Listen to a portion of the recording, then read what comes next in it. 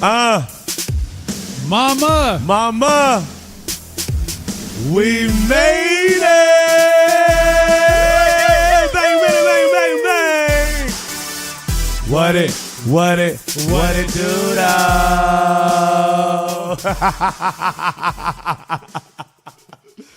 Ladies and gentlemen, welcome to another incredible episode of the Mama We Made It podcast. This is actually a monumental moment because we have had so many requests to have a female guest. And ladies, let me just tell you, this isn't by design that we hadn't had one yet. To be honest, I was waiting to do this one first, and I'm glad that we had the ability to do it. The guest joining us today goes by the wonderful name of Felicia La Tour. She is an incredible makeup artist. She is an incredible voice of her culture. She's a blogger. She is a mother. She is an entrepreneur. And most importantly, she's a woman that really has like a dreamer's and a seeker's soul. I think one of the biggest things I connected with Felicia with when we first met was just how open and genuine she was and how unfiltered her emotions were. Like, she really wears her heart on her sleeve.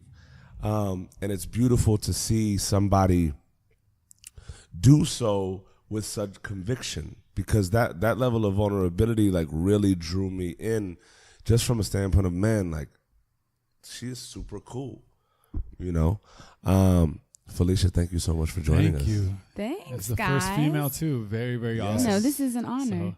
So, yeah, Yes. we're pumped. So thank you for coming. We got Flotus with us. You know what I'm saying? So, V, touching on that point, being that you move with such intention, let's take it back to young Felicia. And what were her dreams growing up? Young Felicia's dreams. I think I can start with, I always wanted to be happy. Mm-hmm. I always wanted more than what we had as we were younger, you know. Yeah. I think as any kid growing up in poverty would want for themselves. You know, just not, wanting to retire your mom. And I just wanted to do something that made me happy. You know? So take us through that like family dynamic that allowed you to kind of see and realize that you wanted more. Because I think that it's very pivotal to note that, a lot of people who strive for happiness and strive for something bigger than themselves come up in an environment in which, for better or worse, there's a lack of something, right? Whether it's growing up in poverty or whether it's growing up in different types of communities. Like, I feel like that type of seeing those types of things when you're younger makes you yearn for more, right? So what was that dynamic for you? You're meaning like how it was like in our households, or? Yeah, just household and also just environment around you growing up.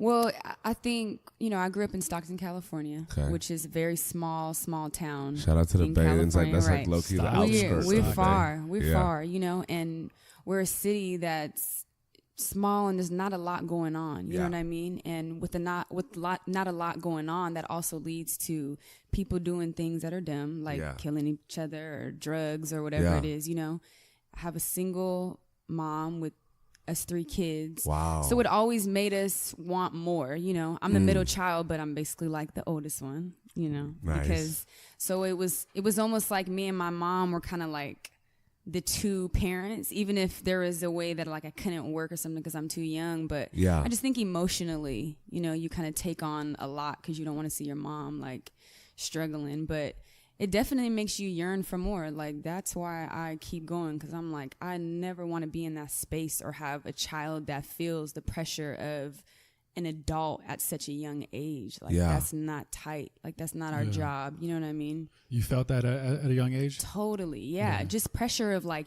how are we going to get out of here and what are we going to do? Because I always had big dreams. I've always been, my mom calls me the visionary out of the kids, because if I see something and I want it, I'm going to go and get it. Like, and I just ask God for guidance, and it just always happens, you know? But yeah, it's like you want more, so you just go out there and you go and get it. Like, What were some of your dreams just as a kid? Because I think it's such a pure time when you're a kid. It's like when you could really be like, I want to be an astronaut. Like that's real. Like but you only hear like first graders or second graders say that. Like, I want to be an astronaut, or I want to be the president. Yeah, something really big. And I feel, and it kind of sucks, but as you do get older, unfortunately, some of those things start to diminish when reality hits marginalized. in. Yeah, you things get jaded. Things, as an adult pop up that are just unexpected. But during that time when your mind is so free as a kid and your imagination is purely wild, for you as a kid, and especially in that environment, what were some of those dreams? Ooh, I wanted to be an ice skater. Christina Malucci. Oh my God. I would get her books from the bookstore all the time and like look at the pictures. Like, I'm going to be an ice skater. Yeah. That's so funny. And I wanted to be a singer, a backup dancer, just a lot of like performing arts type of things. You know what I mean? But yeah, I think the way that I look at it now as an adult, I'm like, I feel like I was probably those things in another lifetime, because I believe in past lifetimes. And I feel like those are just part of my spirit that maybe I'm not going to necessarily do in this lifetime, but maybe in the past lifetime I was probably like a bomb ice skater. That's lit. Did you eventually ice skate? Like just for fun, but not seriously at all. Like, you weren't busting triple axles and no, because once it came down to it, it was literally just a dream. You know, it was just a dream, and it was my fantasy land. You know, love that, but I would rollerblade and feel like I was ice skating all the time. Oh, that's incredible! Like my elbows look crazy because of that shit. Crazy. How was it looking up to your mom at this point in your life? Because she is a single mother, and you could just tell she's holding it down, but also that there was something in you that you became that other pillar figure in the family. How was that for you? How did it shape you in seeing, because you're seeing the strength of a woman at such a young age? Because what we realize is, my parents split up and got back together 50 billion times. And it's not like my dad wasn't there, but I also saw in both of them, but I live with my mom mostly, but the fact of ultimate sacrifice that parents will do in their own lives and dreams for their children. And, sometimes we don't really see it like so, but as we get older, we really start to notice like how much our parents sacrifice, and it really shapes kind of your ambition and your drive, because you're like, damn, like if they did all that for me, like, and I feel like, with all parents, their goal is to want their children to be better than them. That's it. Happy, independent, but moving forward. How was that, your mother as a figurehead for you?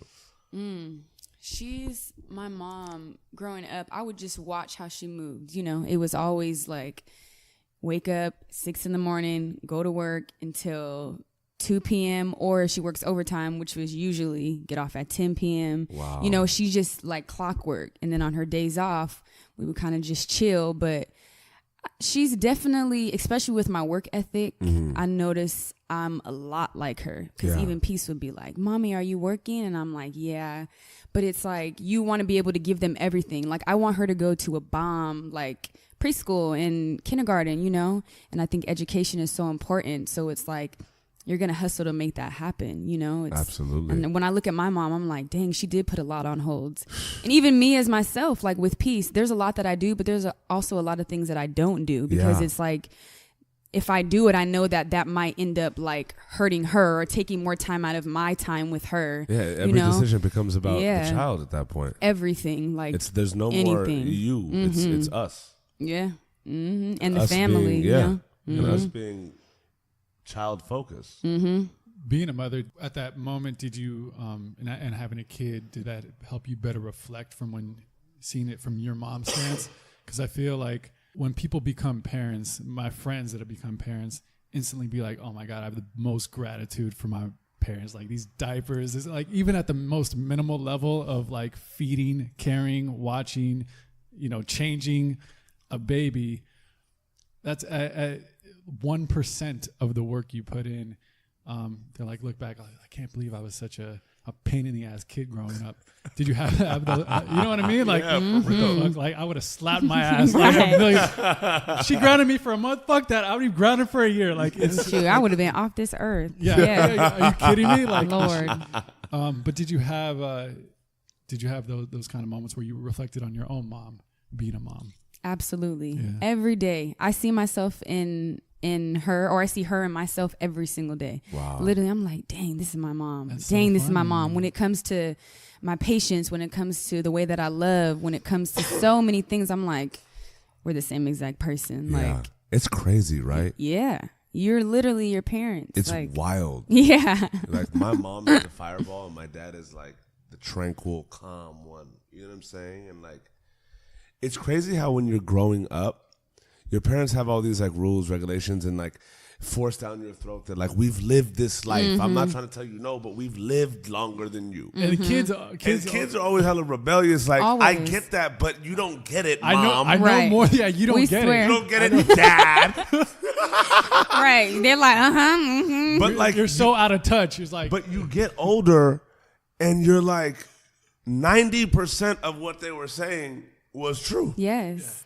Yes. absolutely. And you just hit this point of like, damn, like, well, I guess you just have to go through it, because Yes.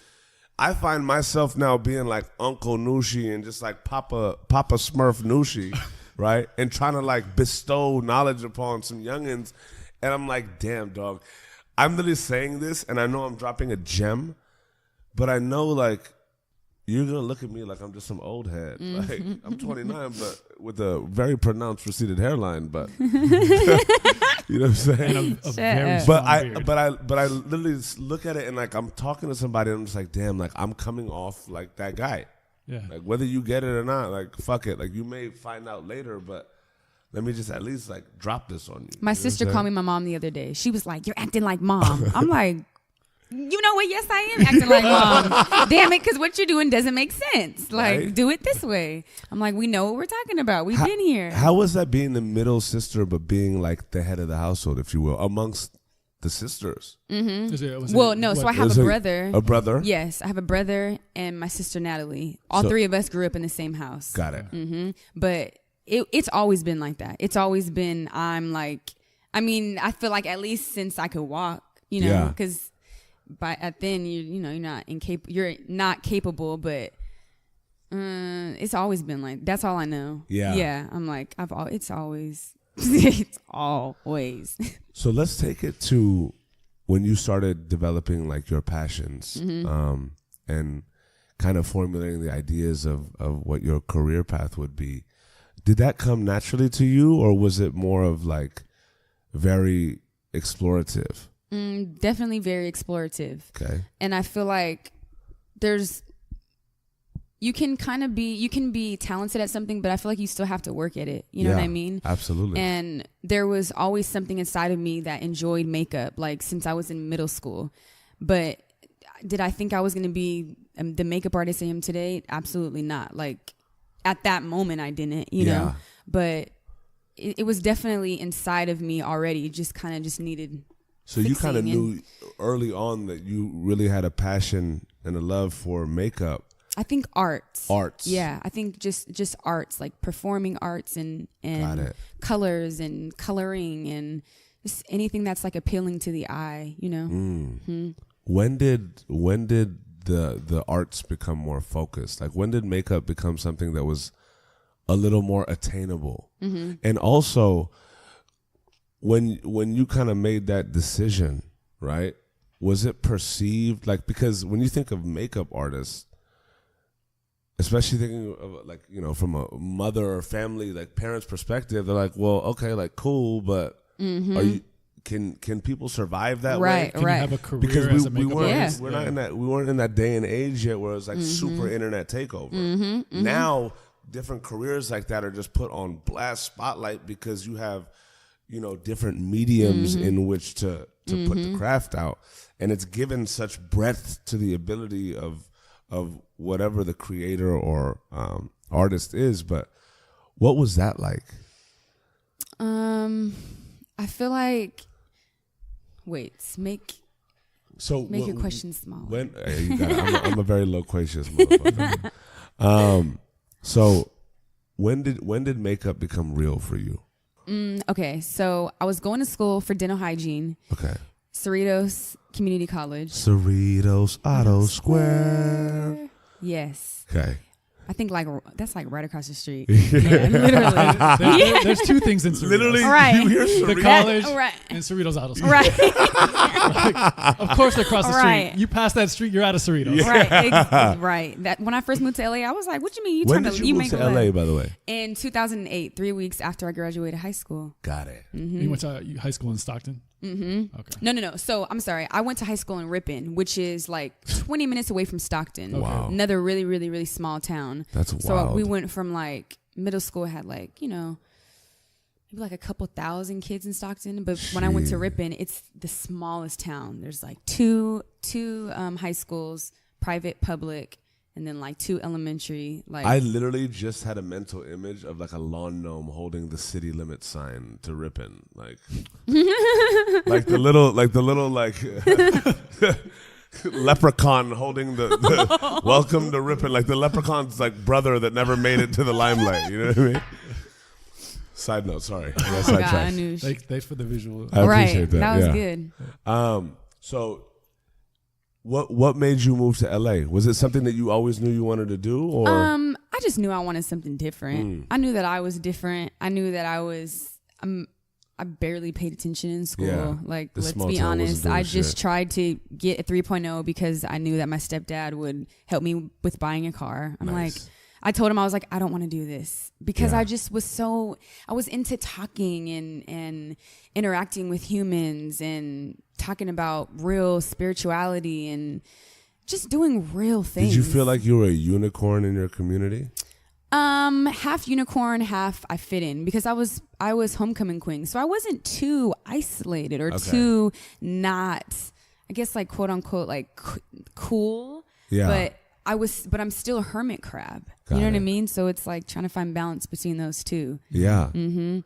That's wild. How was that? Did you feel like, even though you naturally fit in, did you feel like you needed to get away and blossom more? Like you were being held back, if you will, or you were just being contained and you wanted absolutely. Yeah. What was that like? Because that part of Northern California, which is the Central Valley, it's very small and it's very, you have kids and you get married and you're a doctor and you're this. So at first I was a little bit scared, but my cheerleading coach would always tell me, like, you got to get out of here. Like, you got to get out of here. The world is so big. Like, go and see the world. And me and her were very close. My mom worked a lot. So there's a lot of powerful women that I had in my life along the way as well. So incredible. She just kept telling me, like, you got to go. And then finally, I literally called my mom after work. And I was like, I'm about to just leave. She's like, what are you talking about? I'm like, Mom, I'm going to pack my stuff and I'm about to just go. Like, worst comes to worst, I can always come home. And I've always kept that mentality. And she told me that too. And she told me, she was like, you can go, but just know I'm not going to help you. Like, if you go, you're making this on your own. And I'm like, I can do it. Like, I had been working like 40 hours a week in high school and a senior in high school. I'm like, what were you doing then? Waitressing, working for a little youth organization for after school kids. And I worked 2 jobs and I was in high school and I was just getting it. I'm like, that's lit. Let's just, and there's still some times of me that I'm like, damn, I wish I would have enjoyed it more instead of rushing. But it's like, that's just how my journey is. Like, it's how it always is. I can't go against it. It's absolutely. What about your friends and your crew? Like, did they have a shared mentality about that? Or were they more, we're going to go kind of through the systematic way of doing this. We're going to eventually just stay here in this town. It's like 50-50. Like, my best friend, Ralphie, he kind of did the same thing as me. We were both kind of like, so I was homecoming queen. He was homecoming king. And we were just kind of just both like the eclectic kids, like artsy. You can go bounce around to any group. And he kind of did the same thing as me. It's like, he's a host for Univision and like travel the world and done really cool things. So with him, but then I still have friends that still live there. And it's like, kids, family. Yeah, they come school, to the high school reunion and that's with like it. 2 kids and Right. Or 10. couple marriages under their belt. Right. 10. Wow. So when you first started thinking about coming down south after high school, why LA and not, San Francisco, which is obviously way closer? Because I've been there before. It's like my grandmother, like we always bounce between the Valley and the Bay Area because my grandmother lives in San Jose, and that's where my mom and my dad are both from. So I was born in San Jose. What really crazy.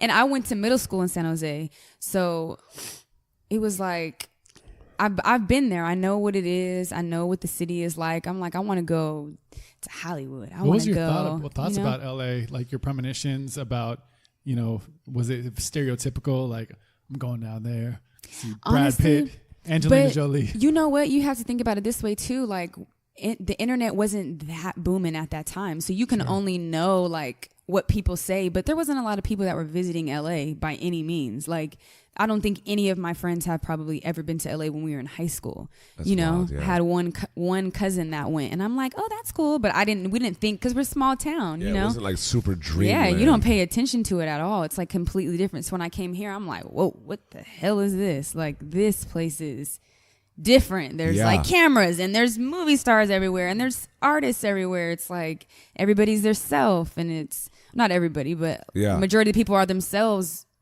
unapologetically, you know what I mean? And coming from a small town, that's not always accepted, So I'm like, yeah, I'm about to just dip. Like, so did you like save up? Did you come to LA with $10 in your pocket? Like, I had $700. Okay. And I think some of that money was from because I had just graduated high school. Yeah. So that was like some graduation money, I think. And I just got what I needed, like necessities, a laundry basket, you know, normal things. And I knew that I wanted to be a waitress because I already had waitressing experience. Yeah. So I'm like, okay, like I know I can do this, but I wasn't 18. So you can't serve when you're not 18. So I'm like, all right, I'm going to just thug it out. Just like slept on one of my friend's couches. And yeah. What was the plan then? I didn't have a plan. Okay. I mean, you just get down to LA and figure it out. Yeah. Well, I told my mom, I'm going to go to school, but I was only going to school because I knew that would quote unquote make her happy. But it's like, that don't make me happy. So, and I'm the one paying for it. So at what point do you be real with yourself? And you're like, okay, I need to do what makes me happy. I'm like, Mom, I'm going to quit school and I'm going to try to be a makeup artist. And she's like, my mom's always like, all right. She never really doubts our dreams. She's not that type of woman at all. That's incredible. Yeah, she's pretty open. Like if we tell her this off the wall idea, she's like, yeah, do it. I think you can do it. Go ahead. And you're like, just put your all into it. Yeah. So I think I get a lot of my thinking from her as well, for sure. At what point was that? Like how long did you do school before you were like, you know what? Like not long, like a year, because I did a year in dental, and I was like, I don't want to do this anymore. I'm just going to waste money. And then I was like, I'm just going to put my energy into doing makeup, because I would do my friends' makeup before we go out to the club, and and I was going out like crazy. So I'm like, school is not going to fit. I just want to have fun. Like, I just want to have fun. That's all. I just wanted to be drunk all the time. Really? Yeah. What part of the city were you living in? Oh, I was living in Long Beach, and all my friends lived in North Hollywood, but we would hang out in Hollywood. Because I'm like, I'm 17 and I have fake ID. Like, I was living. Yeah, you were popping. I had a fantastic time. Yeah. Yeah. Was there any life like that in Stockton or Ripon where you were? No. In Ripon, bro, with the leprechaun? No. You know what we used to do? I'm not saying Hollywood, but that lifestyle. Dude, I mean, I went to Beverly Hills High School. Yeah. I grew up in LA my whole life. Yeah. In high school, you're doing that stuff. You're going out, you're partying. It doesn't matter. And I figured even in other, areas, like whether it's a suburban area or small town, there's still an element of partying, going out to whether it's the next big town or whatever. But I'm always curious to see what that's like versus coming here and being like Hollywood, like the center focus of the universe of that shit. Yeah. It's really crazy, because at first you're like, is this real? Like it's very weird. It's very new. Yeah. But then once you start to really, knead the dough, and you're like, okay, I see what's going on. But it's almost like you really feel like you're in a different world. Northern California and Southern California should be two completely different states. Yeah. They're way different than one the another. Bay is way slower. Like It's way more family driven, way slower. Like, but if you go farther out towards the valley, that's like Sacramento, like going that way is even more different than the Bay Area. You know what I mean? It's completely different. Where'd you start with the makeup stuff? Were you taking classes? Like, what was your path to? You were doing your friend's makeup. Yeah. It was popping. Y'all were hitting the clubs. You're having the time of your life. Young, having fun. You knew it was something you were good at, but you also know that it's competitive. So what was the drive to like want to be great, and like what were the kind of the steps that you took? Like, did you do formal classes, or did you just start popping on the internet? Well, I think it goes back to like the internet. It was like Tumblr was like starting to get more and more popular. So it was earlier time. So I never really even paid it. 08, 09, yeah? Yeah. So I never really paid attention to competition. Because I'm like, well, I don't really know any other makeup artists besides the people that are doing like magazines and stuff like that. But I'm like, I have no idea where they're at in the world. But it wasn't as attainable as seeing a makeup artist like is when you're on Instagram. You know what I mean? You see them like every time you scroll. So fortunately, I started a little bit behind. It makes me feel like I'm such an old soul, like a pioneer. But I just started doing my friend's makeup. I would do my friend's makeup in high school, same thing. And then when I came out here, I would do my friend's makeup. We would go out. And then people started to realize like, oh, Felicia does makeup. We want to do a photo shoot. It's kind of like when we all started to discover things that we like, things that, you know, we don't like, just kind of see where our arts are. And yeah, I tried to get a job at Mac forever. And then I finally got a job at Mac. And I still had a little bit of my clientele on the side. Yeah. I stopped working at the restaurant. I'm like, I don't know what I'm going to do. Like, they're not giving me a lot of hours. I don't know how to sell makeup, but I know how to do makeup. Yeah. So I had to like kind of figure that out. That was like the dream job since I was like a kid, like just walking by the counters like, oh my God, I want to work there. Was it a dream working there? Mac is a really cool brand, you know. They're a very liberal brand, and I think that that's appreciated by a lot of just people and artists in general.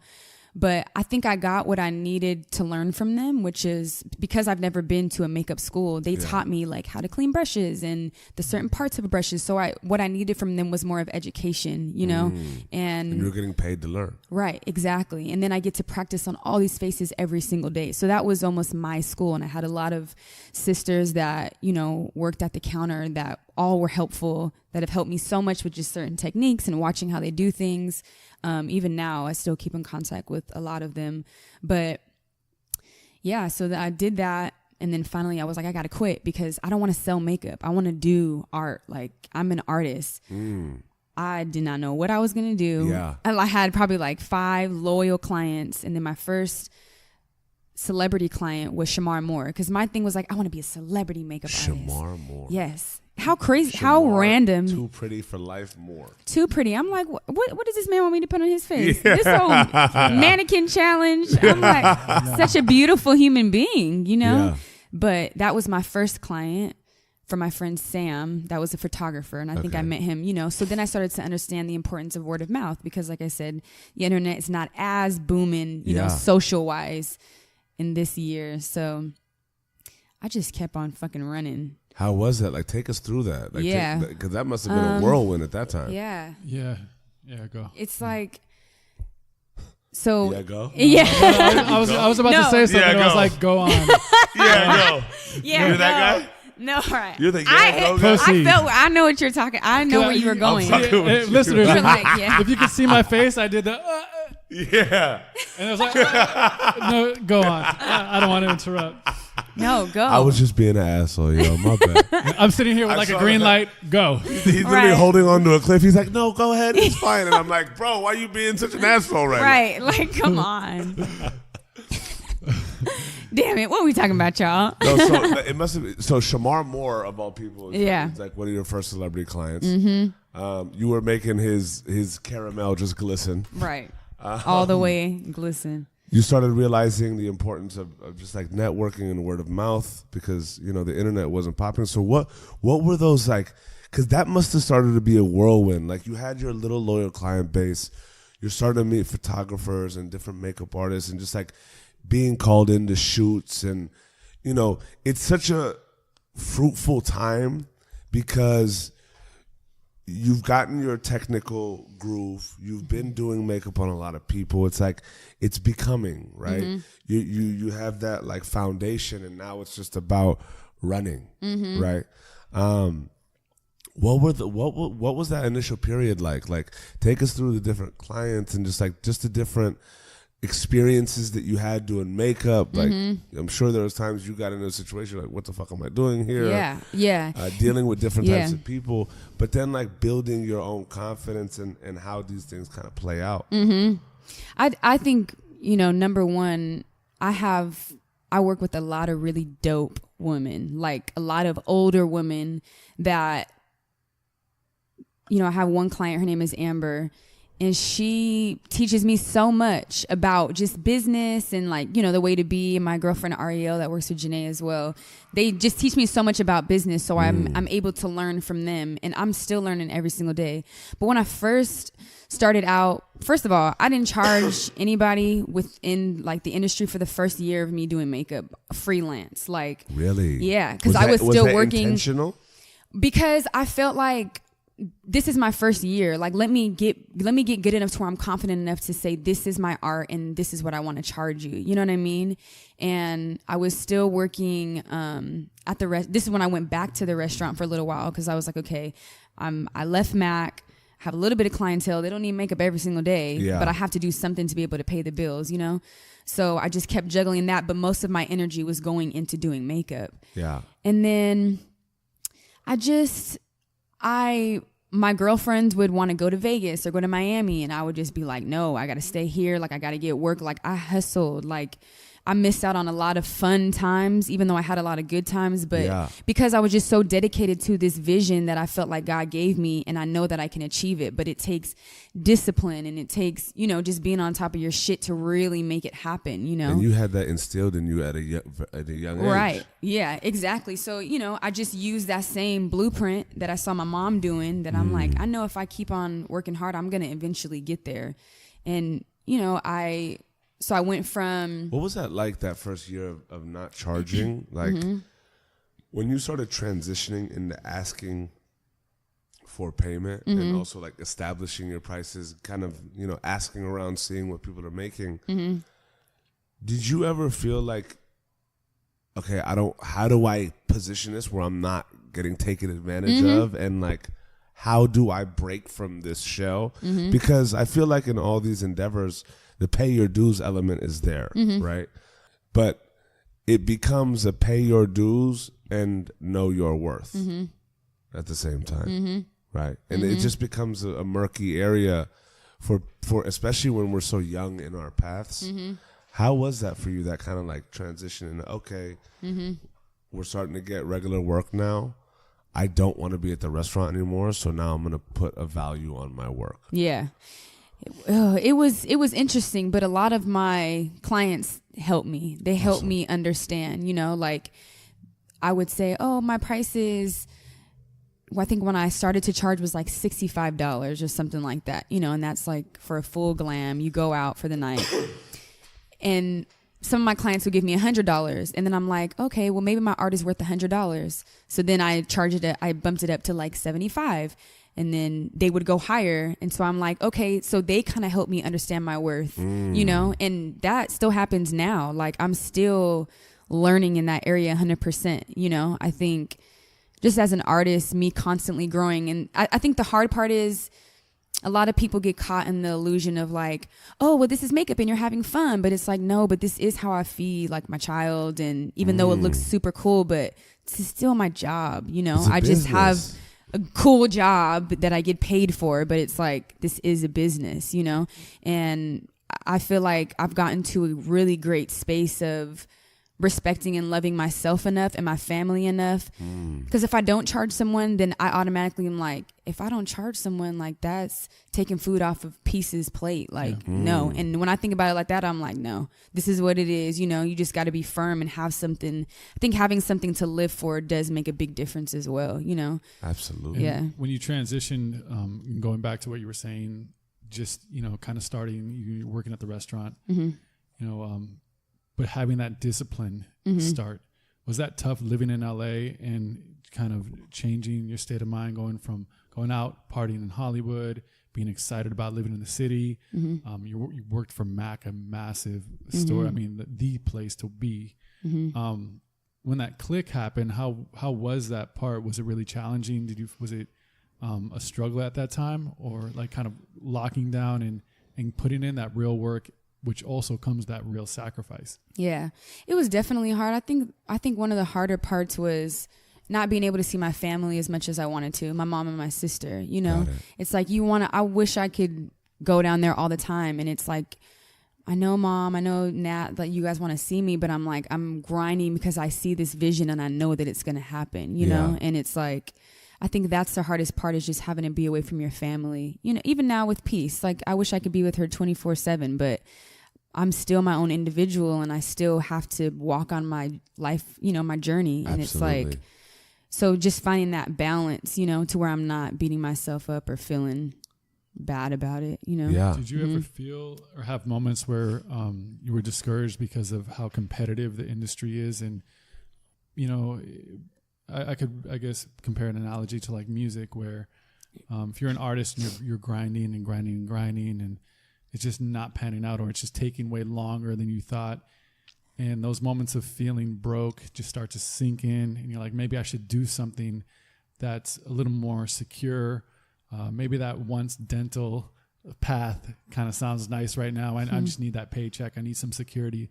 Did you ever go through those moments while you were on your grind as a makeup artist? Yeah. I mean, to be honest with you, I go through those moments now, because right now in my space, I feel like I've mastered makeup, and I feel like it's just such a big part of myself. And I'm the kind of person, if I have an idea, I'm going to try it and I'm going to achieve it, because I know the formula to how I did other things. You know, I know that success to me means being happy and having peace of mind and trying and exploring, you know.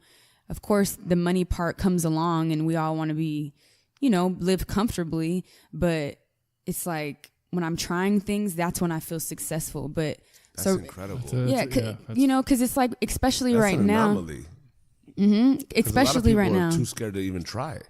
Yeah, but it's like, if you're scared to try, like what if that leads to something like so great and you have no idea? So I have a good way of the conversation that goes on in my mind to be able to bounce it back and forth. Like if I have a negative thought, then I'm like, no, don't like the way that feels. Wow. Like I really have to, my mind goes to 1,000 miles per hour. I'm a real artist, you know, and we're thinkers. Like we think ourselves, some of us think ourselves crazy. I mean, look at Einstein, there's a lot of people, you know, but how did you learn to use your thinking and your thoughts to your benefit? Was it always like that, or was it like, did it take time to kind of go through the craziness in your head and find a way to harness and channel that energy? Because like to be able to, it's crazy, because I feel like so many of us know what's right, right? We may watch a TED Talk and be like, yeah, I completely get that. That's what success is. Yeah, I feel that. But one of the biggest differences, there's a difference in knowing what's right and implementing it. Because going through something and being in the trenches of it, it doesn't sound as sexy as like the principle the itself. Fantasy of it, yeah. You know what I'm saying? So how did like harnessing that come? Was it always there? Was it innate? Was it something that happened early on, or was it that just through time you were able to, or maybe it was like a huge moment of just defeat that you said, you know what, like I understand the importance of my thoughts and the importance of channeling my mind. And I know my mind. So now I need to just make sure that I put my mind in check every time it veers left. Yeah, I mean, I learned a lot of that in books. You know, I read a lot of books about self-help and manifestation and spirituality. And I think I've always done it subconsciously. But once I'm conscious of it and I'm like, oh, this is kind of like playing tic-tac-toe. Like, you know, it's just a matter of, like, I keep going back to the word blueprint because it is like a blueprint. You know, once you know how to do the formula of one thing, I feel like you can apply that to anything in your life, you know, and if you're conscious of it. If not, you're probably not going to pay attention. But I also believe that, let's say we do listen to a TED Talk and somebody is saying something that you're like, oh, that resonates with me. But then when you go home, you probably necessarily don't do it. But I think our spirits and our flesh have to both come to a place of like, this is what we're going to do next. This is where we're going to go. Absolutely. Because it might be something that's not for right then and there, but maybe your spirit knows that it's going to happen in the future, if that makes any sense, absolutely. You know? So, yeah. It's crazy because like one of those TED Talks for me was the Simon Sinek Start With Why. I remember like one of the first times myself and Gavin met too, like we were talking and he was going through, we'd met a bunch of times, but this is one of the times where we had like a really like deep conversation at AJ Roland's house. He was working with overdose and kind of at that stage in his life where he was like, I don't really want to be doing this music shit. Like, I want to do my art shit. And I was just like drilling it into him because I saw that speech and I had it manifested as an idea, but I'm over here talking to myself through Gavin at that time. Like, bro, like, do you wake up in the morning and want to get it for them?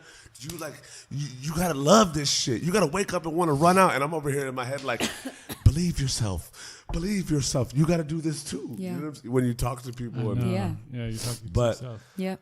That one for me, it's crazy because it had such a huge impact, but it took me so long to really, like, I was searching for the why as opposed to the what, but it took me so long to really like internalize it and be able to not only be vulnerable enough to like go after it, but just be able to seek it and seek it openly and be willing to put out into the world that I don't know.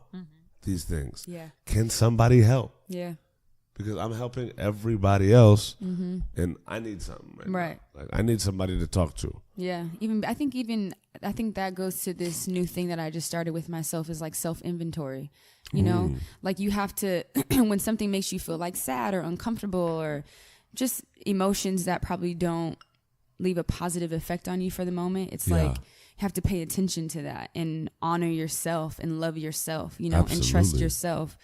What made you, was that just come from like books and just like your readings and just honestly, I just building your life? I just listen to the spirit. When the spirit says move and learn this and do this, I just try to catch on to it. There's sometimes when I'm not obedient, you know, and I'm like, well, I don't want to do that right now.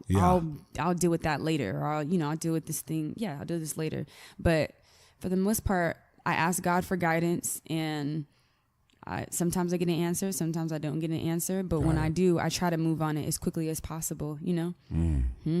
When you, going back to when you were having your first clients, when did it start to really pick up where you're like, oh, this is real, I can make this a real career for me and steady and grow this and build this?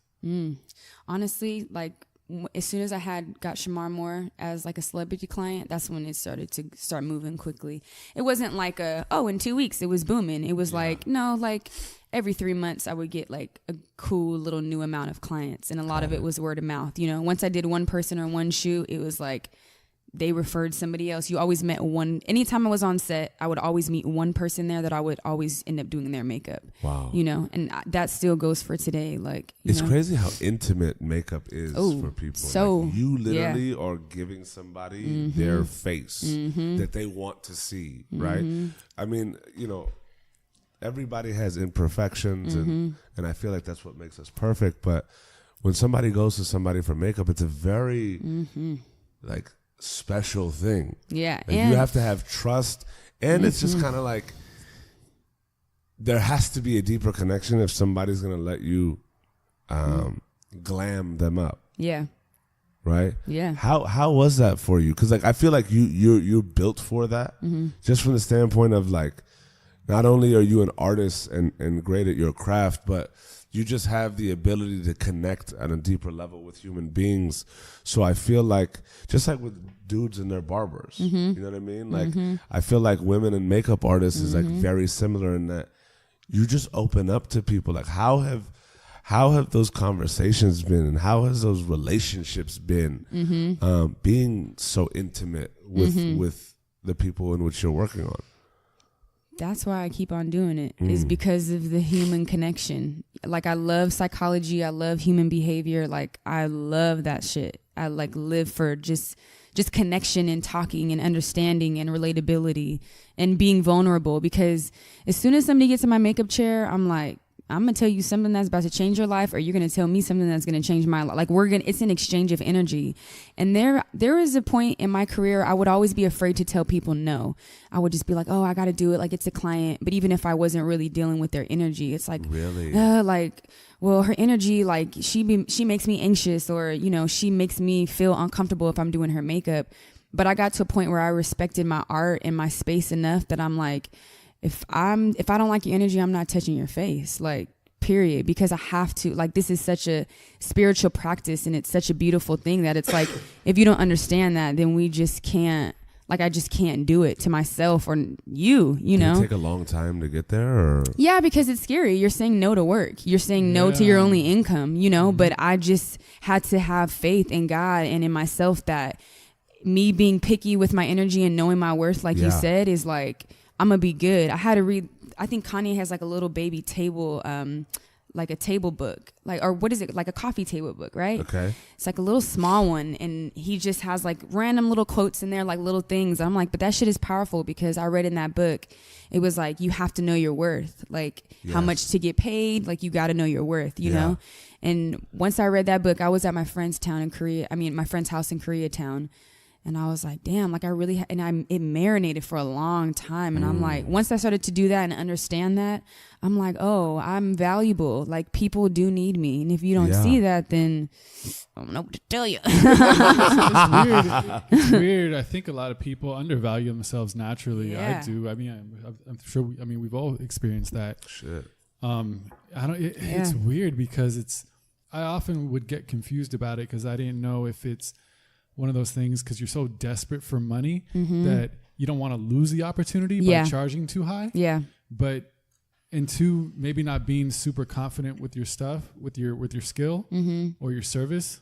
And when you're trying to grow a business or do something entrepreneurial, you kind of walk that line of, when do you say no to a client, or when do you just take on everything because you need to? Yeah. But I think over the years, I've realized, same thing with you, is that saying no to someone, it may in the short term lose business, but because you're going to build the right business with the right clients, it's actually going to be a way better, way bigger, way more profitable business, because you're doing it the way you feel you're at your best. And I think it's a very short term, kind of long term mentality to have.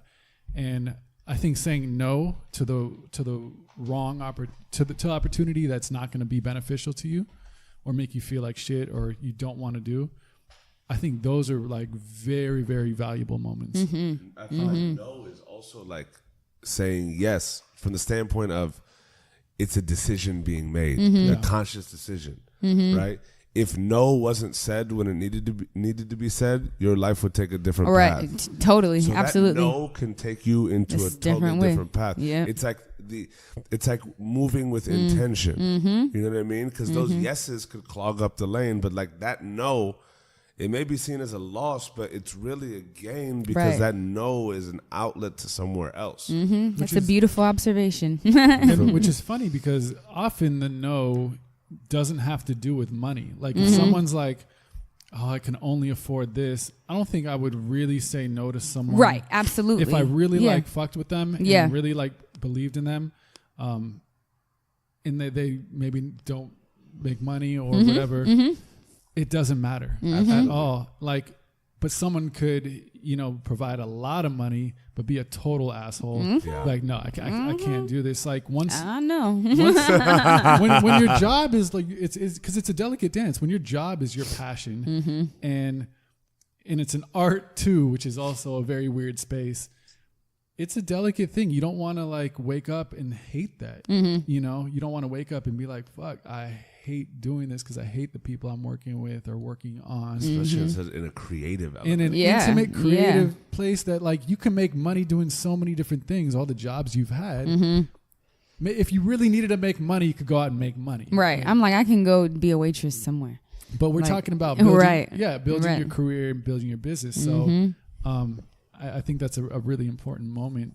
I like hearing about those moments about saying no and kind of understanding your worth. I think it's one of the most challenging things. Especially as artists, it's very, very difficult. I had to hire an accountant because I'm like, it made me so uncomfortable. I'm like, somebody has to, but then I'm able to be an artist and she handles that side because I'm like, I recognize I'm creative and this is my space and I'll pay you this amount of money a month to give me this part of peace of mind. You know what I mean? One step closer to my definition of success. That's incredible. I'm like, and she loves to do it. So it's like, why not hand that hard thing that I'm fighting myself inside for and feeling bad for? Like, you just help me, and it works out perfectly. That's incredible. It frees up, it allows your mind to be 100% focused on that one thing that you're really, really good at. Which I also think is another important like principle when any time in business is, hire people or get people to do something that you just don't want to do or not good at doing. I should say not good at doing versus not wanting to do, but because you got to really go kind of like that principle of, 1 inch wide and 10 miles deep. Like find your focus and go really, really, really, really in on it. If you want to be really, really good, don't spread yourself too thin. Don't be cheap.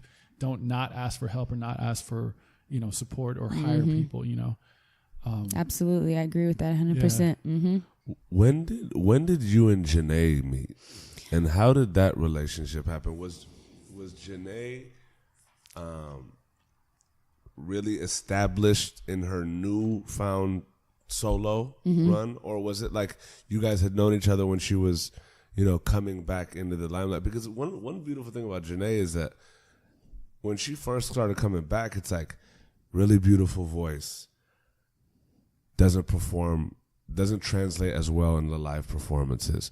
Growing, stronger. And I've been able to see it grow with like knowing Brian and Mac, and like it's crazy when you hear such a beautiful, delicate voice and then have it in a live setting, and it's such a different element to captivate that same emotion. And I feel like it's been such a beautiful progression to her. She's always a superstar in aura, but it's such a beautiful growth into the just incredibly talented, immensely powerful female vocalist that she is now. How did that relationship start with you? And what really clicked with you guys that, you guys have been rocking?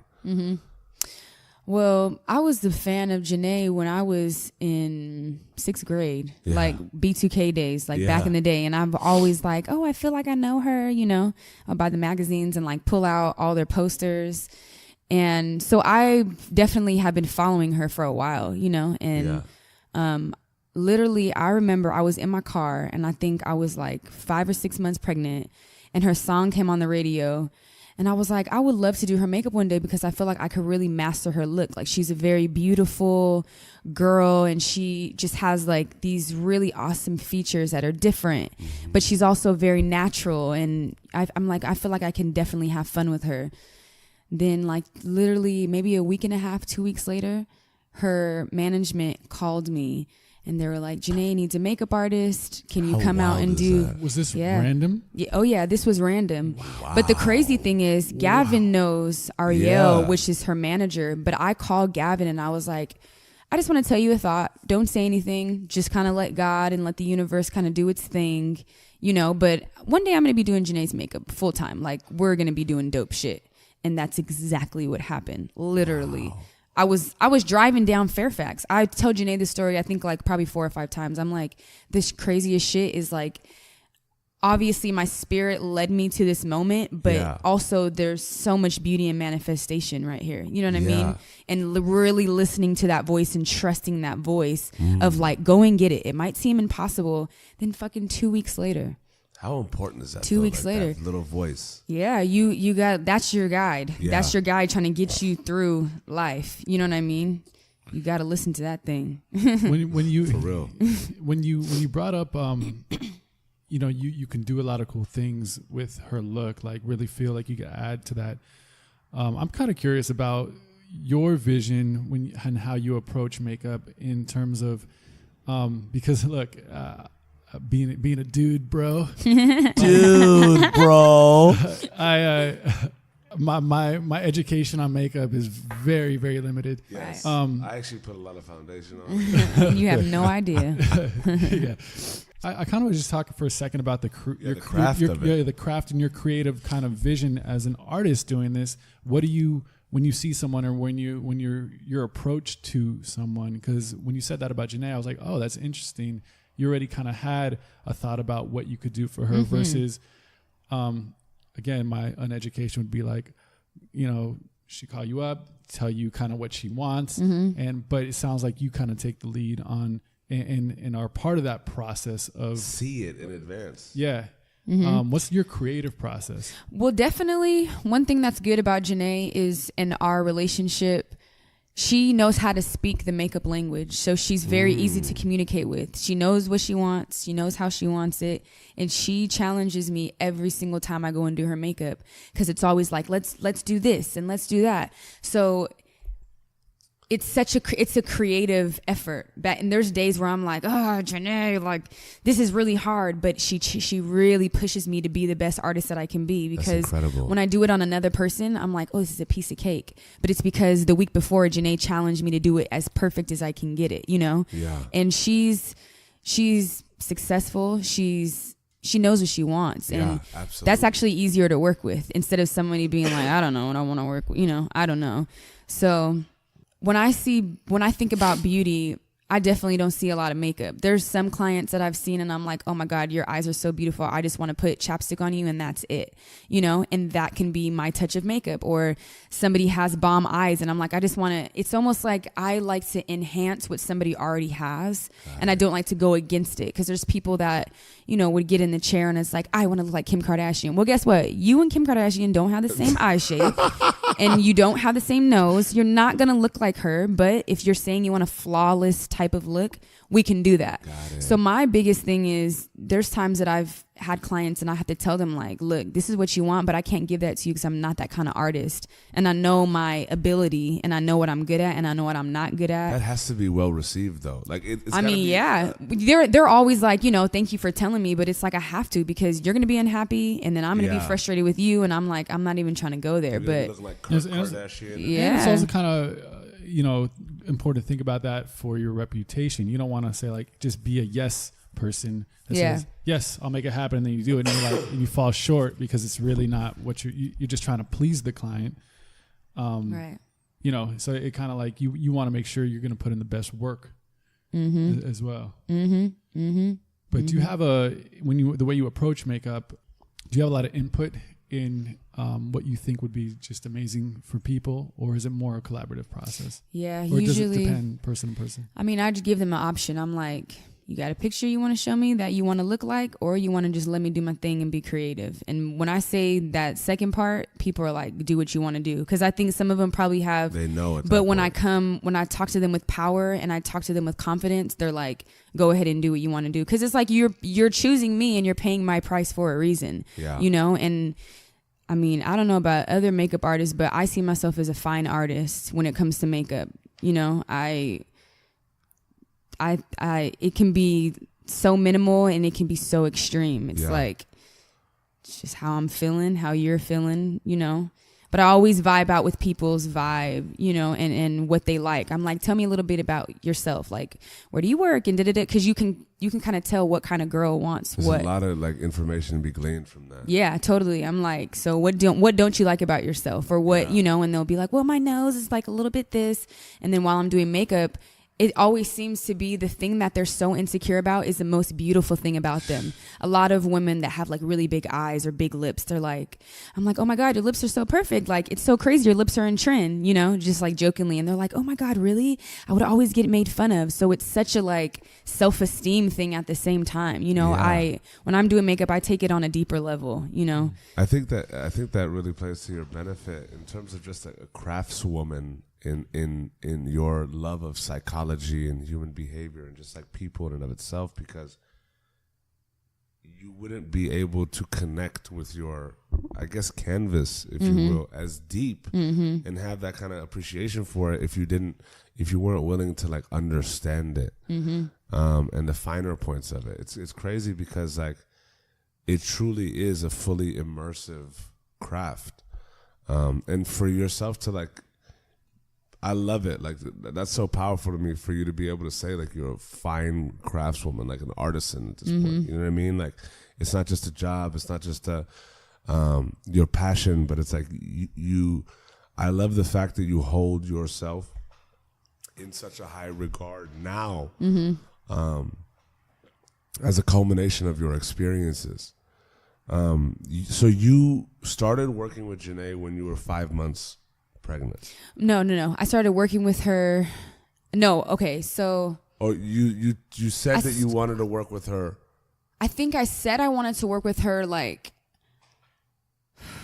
It was almost, actually, I think it was later in my pregnancy because I had just had peace. Yeah. So it was definitely later because I remember we always talk about like, oh my God, when we first started working together, like you had just had peace. She was so small. Yeah. So it was around that time. Okay. And I was super fearful to be a new mom and have work, and I'm breastfeeding and I'm bringing my pump with me to work. Okay. To that point, you're a brand new mother. Yeah. You're a young mother. Yeah. Right? Yeah. First of all, I'd like to just give a hello, Uncle Nushi loves you, to Princess Peace, beautiful daughter. What up, Gab? You good, baby? Lord. No, but how was that? Because, okay, you just had a baby. You just got a client that you've been connected to for a really long time. You're the type of person where you have that your mother's single mother drive, but now you have a home that you're building, right? But you have that drive where you want to be a perfectionist, but you also have that resolve where you know, like, shit, I can educate myself to the maximum, but I still have to go through this. But I'm going to have to deal with all the left, right, and center that being a new mother or a new parent brings. How was that, right? Getting this client, and this client not just being like, oh, this is a very like pronounced businesswoman, and you know she comes into the shop, or I go to her office, and this, that, and the other. This is like a superstar artist, and you're brand new with child, young mother, entrepreneur, makeup artist. You know what I'm saying? Thinker, writer. How is this for you at this point? Like, are you freaking out? Are you? Well, how are you like even like thinking about attempting to balance it? We had just finished Welcome to Fairfax, and I remember one of the producers was telling me, she was like, oh, you look so good for, you know, just having peace. And I'm like, oh, thank you. You know, I'm getting back into work, blah, blah. She's like, oh, don't worry. Now that you have a kid, like the work is going to wait for you. And me owning my own business, I'm like, oh my gosh, like my business is slow. Like, what am I going to do? You know, my clients are considerate of the fact that I just had a kid. So, you know, they're not trying to call. But I think one of the biggest things that helped me with it was talking to Gavin's mom. That definitely helped me because she helped me like balance out like I'll help you when you go back to work, and Gavin as well.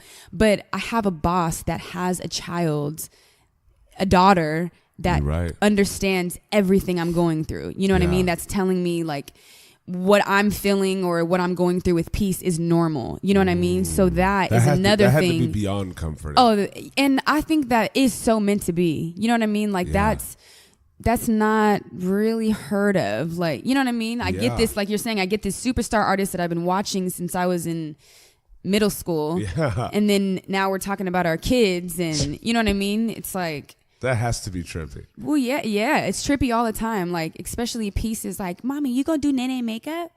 And I'm like, yes, I'm gonna go do Nene's makeup. And she always wants to come and she sees her and she's like, Nene.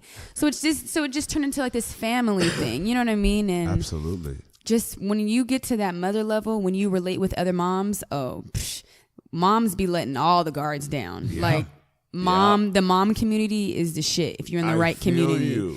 Yeah, it's like they just let it out because it's like I don't have nothing to hide. Yeah, we all crazy. I put a child. You realize how earth. Crazy you are. Welcome to the club. It's very real. Tell me something a human being came out of me. Okay. Tell me something. Right. You can't tell me shit. Right. Nothing. I'm like nothing. I created a human. Yeah. Okay. You can't do anything. Yeah. It's done. That's the queen of the universe right there. Absolutely. It's crazy.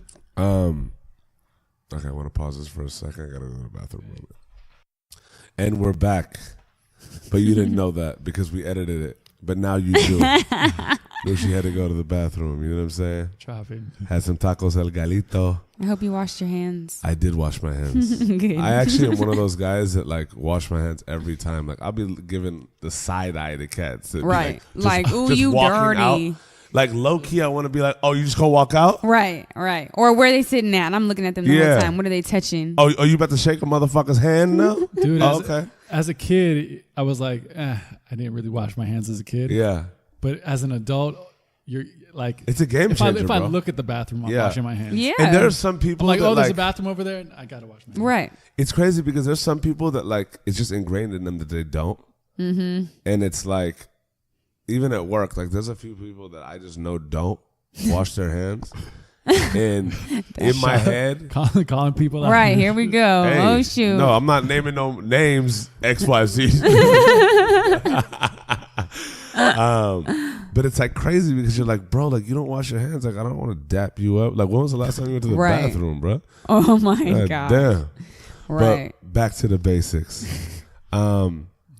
So this is gonna be beautiful because this is actually gonna the conversation turns to, I want to talk about how the experience is for you as a makeup artist and the difference it is for you as an artiste of your everyday clients and also like working with somebody like Jhené. Mm-hmm.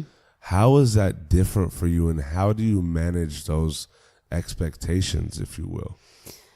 Honestly, from my perspective, it's all the same. You know, I treat all my clients the same. I give them the same treatment, I'm going to make the same jokes. I'm going to be myself. You know, I treat them all the same. It's like, especially with Jhené, because she has such a humble personality. You know, I literally feel like she's just like my friend. And we just happen to do really cool art together, you know? Incredible. So how is it? How is it being on the road with an artist like that?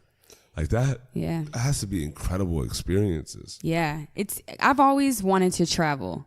I guess that was another big dream as a child. Mm-hmm. I wanted to travel and see the world and see how people are different. But it opened your mind so much. You realize like maybe your small worlds. There's a huge world out there. Yeah, I'm like, the world is big. I thought that my concerns or what I was thinking, everybody else was probably thinking, you know, it's like people are chilling, especially in different countries. Like people aren't really on their phone like that, you know? And I'm like, oh, that's important to like put your phone down and do normal things, you know?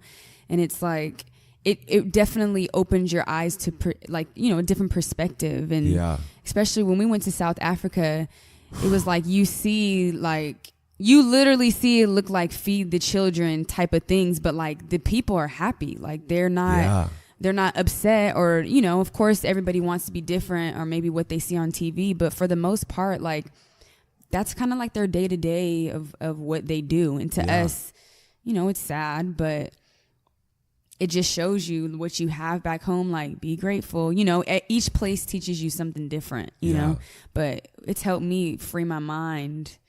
I love meeting other people and hearing different accents and eating different food and smelling different parts of the world. Like, yes, it changes that's my your favorite perspective. Shit ever. Like, you know what's crazy? This always happens to me, you guys. A yogi. Do you guys know what a yogi is? Yeah. A yogi. Every time I'm in Studio City, about every time when I'm at a very pivotal point in my life, a yogi always randomly finds me and will tell me like, oh, this is what's going to happen next, right? So this man specifically, I was like, at a time like, man, what am I going to do? Like, I just had peace and I feel like how am I going to get my business picking back up? Like, you know, just kind of like all trying to figure it out in my mind.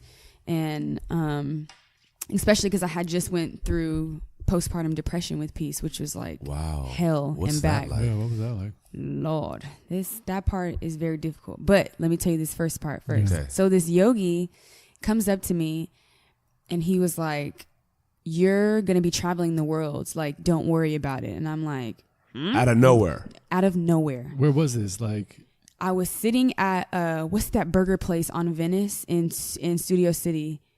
It's right next.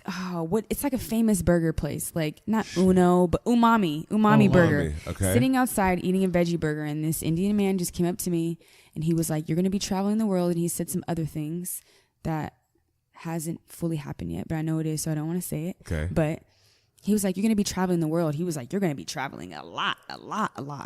He didn't want anything from me, and literally just told me his little message, and then just kept it pushing. Then. Wow. And then this happens multiple times? This happens to me a lot. Yes. At every pivotal point in time, a yogi just steps up in there? Yes. Knows where to find you? But I really feel like those people are like messengers from God. Yeah. You know, because I have I have my own relationship with God, and I know that I always ask for guidance. And it's like, I feel like in that time I was having a very difficult time in my life. And I feel like that man came around to kind of just let me know, like, you're going to be good. Yeah, that dream and what you're wanting to do is still there, but I'm just letting you know. But that gave me a push of like, all right, I'm doing something, you know what I mean? I'm going the right way because another messenger came and told me, you know, but then the craziest fucking thing, sorry if I'm not allowed to cuss. You are allowed to cuss. You guys, like 2 weeks later, this is very familiar. 2 weeks later, that's when Ari sent me a message like, hey, the dates that we had you on hold for South Africa, we're going to go. And I'm like, what? I'm like, dates? Nobody ever told me dates. Literally 2 weeks later, she sent me that text message. Like, we're going to go to South Africa. So I call my mom. I'm like, Mom, remember that yogi man I was telling you about? I'm like, guess where I'm about to go? This is so crazy. Wow. Because it happens so often. So when people come up to me and tell me that, I really listen because I'm like, they really stir me to be like, no, you're going the right way. Everything is good. That's wild. It's crazy. It's the craziest thing. That's freaky. It happens often. I'm just going to say that's freaky. But I always know that when I'm going through like a pivotal stage of my life, I'm just going to be following you around. Like hopefully the yogi tells me something too. Yes, I swear. And my mom would just laugh, you know. She just laughs. I can just picture it like I'm over there with Fee, and like literally the yogi comes up and talks to her, and I'm just like, all right, we're just in the cut. She won't tell me. Did he say anything yet? And then he walks off. We'll be like, wait, hold on, come back here. What about me, bro? Like, hey, you feeling the energy? Yeah. You feel something? You're gonna be shimmy. You're gonna be traveling, right? And you're gonna be eating a cheeseburger, right? You touched on.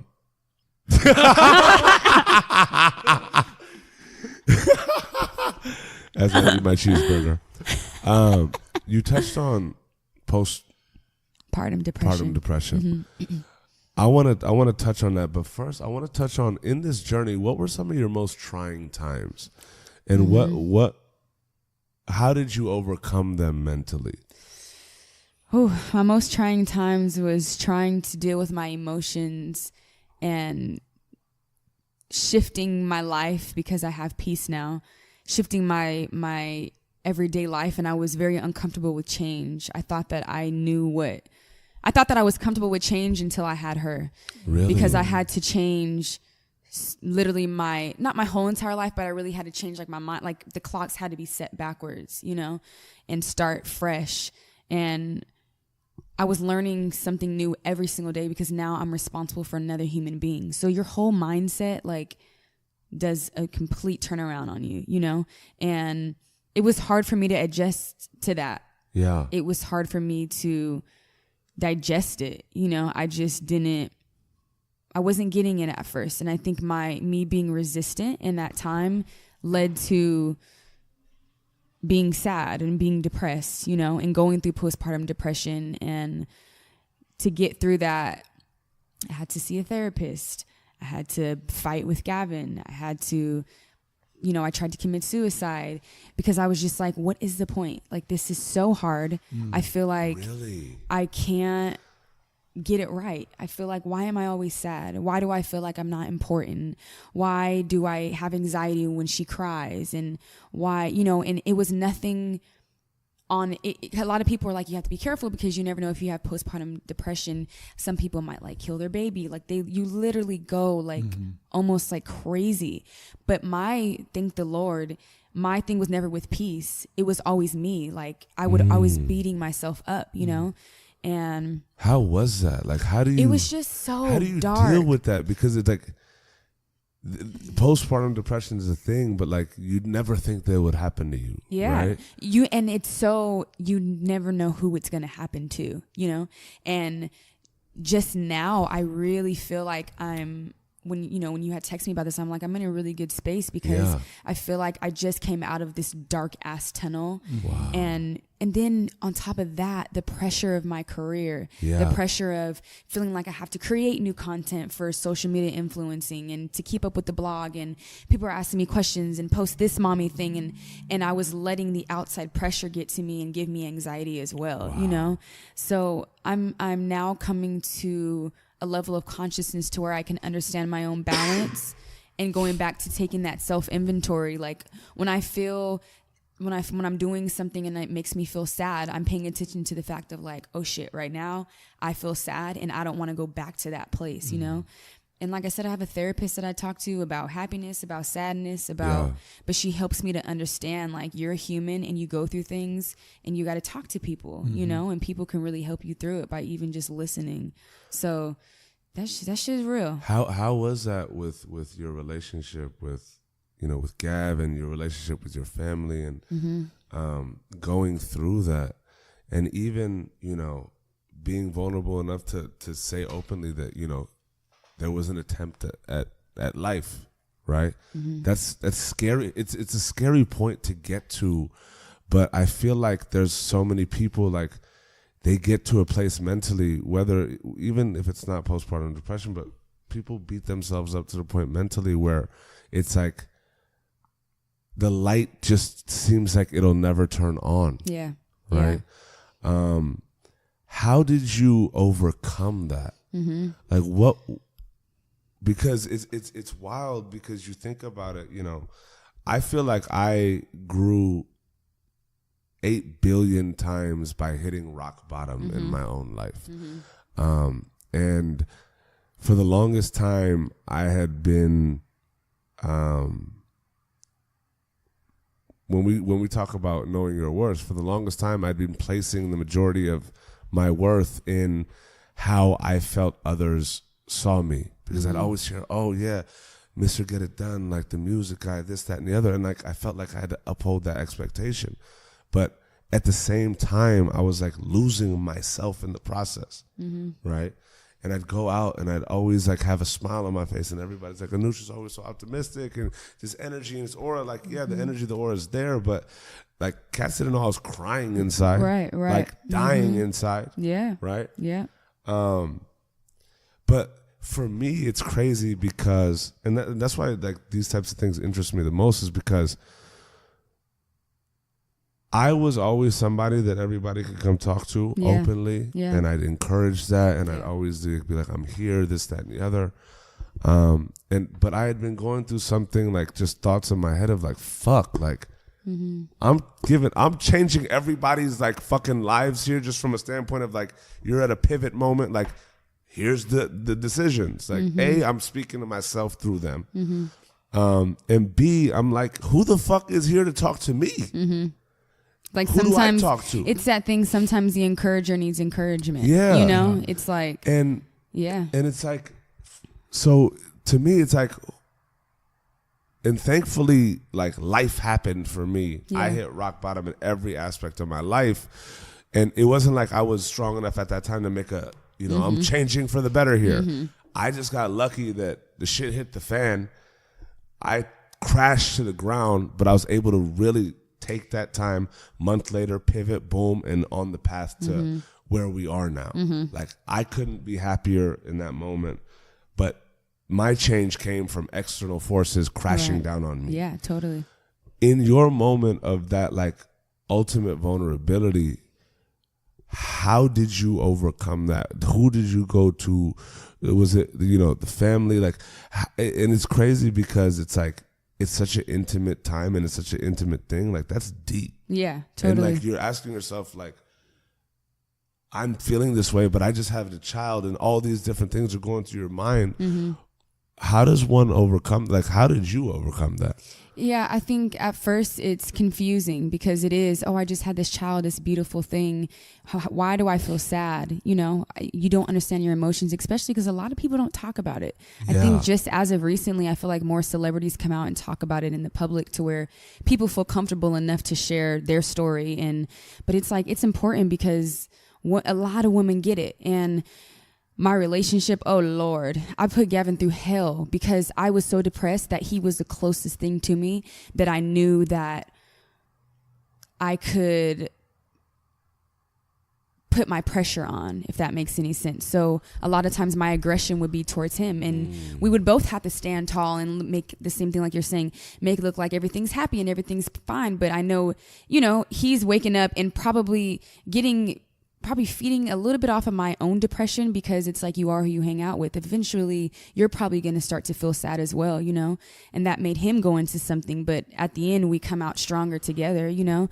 But yeah, I just think it was just very confusing. But my point when I was like, all right, we got to get it together, I was tired of being sad. I was going to therapy. I personally feel like I was ruining my relationship more and more and more. And that's when I was just like, I just don't want to do it anymore. Like, what's the point of even being here? Like, what if I just kill myself and then I don't have to worry about it? And peace will be fine. I literally was thinking about, like, peace will be fine. She has my mom. She has Tia. Like, you know, she has all my wonderful friends. And it's like this whole thing I played out in my head. And I'm like, yep, sounds good. So I took pills and didn't work. We go to the hospital and they wouldn't discharge me. And I'm like, so me and Gavin are there and I'm like, all right, like, they're like, no, you have to talk to the psychiatrist. You have to talk to the psychiatrist, like, blah, blah, blah. So then finally the psychiatrist comes in and she's a mom and she has 2 kids. Wow. And she went through postpartum depression as well. So she just related to me automatically. And she looked at me and she was like, you need to get on an antidepressant, because I was very against, you know, I like to do holistic things. You know, I like to eat healthy. I like to take care of myself. And I'm like, no, not pills. Like, I don't want to have to take Lexapro. Like, I don't want to do, you know. Yeah. And she's like, it's either that or you're going to be right back in here because you need help. And it's just a chemical imbalance, which is okay. And it's not in your control, but you have to treat it as if, you know, it's anything else. That's what Tia would always tell me too. She's like, you have to treat it as if almost like it's a cancer and you're trying to get rid of it. So she was telling me, she was like, you know, I went through postpartum depression for, I think, like 2 years with her first son. And she was like, I don't even remember those 2 years. And she was brutal. Like, she told me, she was like, do you know how sad I was to not be able to remember that? And then finally one day she's like, oh, and then I went on medicine. So she told me, she was like, it's either that or we take your kid because you're an unstable parent. Oh my God. And so I'm like, oh my God, like, you know, people see my relationship with peace and I'm like, what, you can't take this. I'm really about to jump off a fucking bridge, you know? Yeah. So once she told me that, I was like, all right, I got to do medicine. So I had to get on Lexapro just to kind of stable me out. Yeah. And once I did that, I got to a point of like, okay, I'm feeling a little bit more comfortable. And there's a lot of times where I had to go on and off because I'm like, okay, I still don't understand these emotions. And I see that they're coming, you know, arising as I'm doing certain things. Yeah. So then I just got to a space of like when I was on tour. This summer when I was on tour, I was like, I don't want to take this pill anymore. Like, I feel like I'm not supposed to take it. And every time I would go to take my vitamins, that would be the only like prescribed pill, you know, everything else is like this bunch of healthy shit. Yeah. Like you would have it wouldn't make sense to the average person that came up to vitamin case. Yeah. And every single time I went to take my mouthful of vitamins, that would be the only one that would fall out of my hand. It would be the only one that kept missing it for almost like a week straight. And I had already pondered on the thought. And then the last time we were at a hotel, I think in Atlanta, and it dropped, but it fell underneath the TV. And I was like, yeah, I'm not supposed to be taking this anymore. And I just took the bottle and just put that shit down the toilet. And I was like, I'm not going to do it anymore. Wow. So from that point moving forward, that's when I started a lot of self-inventory, you know, what makes me feel anxious, what makes me feel sad, what makes me feel happy, and just being real with my emotions, like almost like I'm a child, you know. I'm trying to hone into my inner child, because I feel like that was the thing that was hurting, that maybe needed to be healed. Wow. But also it's the postpartum journey helped me to understand there's a lot in my childhood that I personally didn't deal with that came out in that instant. So it's like, deal with it right now because you have a kid and you need to be powerful for her. So then it's like, all right, I got to do it. I got to go to therapy. So it's so weird. it's so weird how we're kind of like in this society where people don't actually talk about their emotions, or it's even looked down upon. Like even saying the word therapist has this fucked up connotation. Like you're crazy. Like, oh, you have to see a therapist. Like, most people throughout their journeys deal with emotional struggles or mental struggles that have nothing to do with, oftentimes, you know, money or things like. It has nothing to do with that. It's so much has to do with other things, like you looking at yourself, maybe not being happy, maybe it's not dealing with childhood things that are coming out in different ways, like you mentioned, all these things. And we just unfortunately don't live in a society where that's usually accepted publicly. So, you know, but almost everyone we've talked to goes through kind of those reflective moments or those tough moments. I mean, Anoush has been through it. I've been through it, you know, and it's just interesting to think that oftentimes those are the real challenges, you know, along people's paths, and dealing with it is something we should all encourage more, you know, and learn about and be accepting of. I'm not saying that to preach. It's just like some real shit. It's like, you know, going back to you, Nushi, saying like, well, what about me? I'm listening to everybody's problems, but what about you, you know? Yeah. And for me, it was also, to be honest, like it's very similar. Like I was just too scared to like, What if I'm not as good as everybody thinks I am? And that's the thing. What if am I a fraud? Like what if I like try that and then like fail miserably? Yeah. And then like this whole persona is evaporated. It's like, oh my God, you're exposed. Do I want to expose myself, or do I want to just stay in this pocket of like, oh yeah, that's Noosh. Like over here shining. Well, and that's the thing too. And that's the thing too. It's like, I'm sure with you dealing with not only like your professional career and this amazing opportunity to work with Janae is happening, and you just have a kid. So it's like dealing with those feelings of almost, I can guess, like some guilt is probably within those emotions of like, wait a minute, you have this great opportunity, you got a baby, why are you sad? Why are you even feeling like you shouldn't? Yeah. But no, it's really real shit, and it's more about dealing with it versus trying to uphold of what you think you should be, or how you should be acting, or how you should be feeling. Right. You know what I think one of the answers is to that?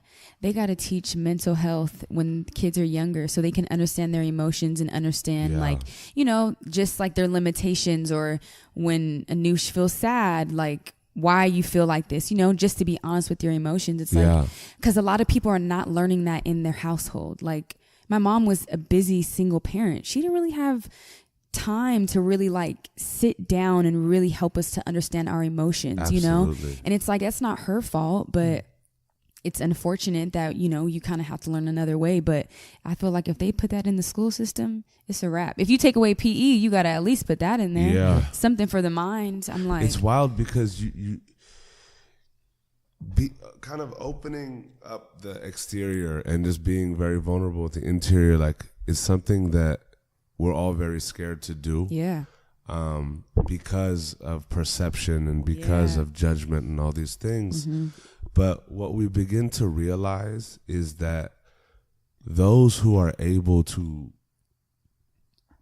first of all, even take that journey of openness, like whether it's internal to external or having something happen in your life where you just realize what really needs to go down. But what I realized is after the world came crashing down and there was no way to hide it, right? It became so cathartic to me to openly speak about that, right? Because and it was a trip because going from that to getting a new gig and then getting a crib and having all this new responsibility and being able to really move quickly into building your new life. I really took that time to go talk to my friends and just see where they were at and hear different people's stories that I may have been cool with, but I don't know your journey, and it matters to me. Yeah, I don't want to know who you are just because it's hype.